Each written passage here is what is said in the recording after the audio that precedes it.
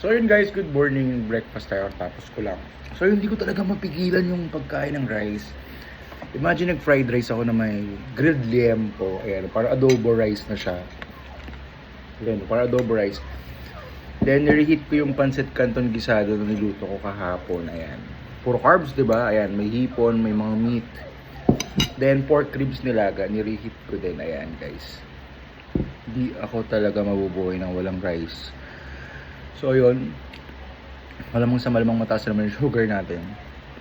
Doon nag-inject naman ako, then nag-oral na ako. Medication. So, ayan, happy Wednesday guys. Ingat ang lahat. Keep safe everyone. God bless. Bye bye. Later na magbababa na lang pala ako ng konti ng kakainin. Iba, hindi na ako kakain heavy later.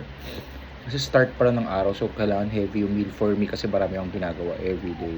So, ayun. Update lang guys. Bye! Keep safe everyone. Love, love. Mwah.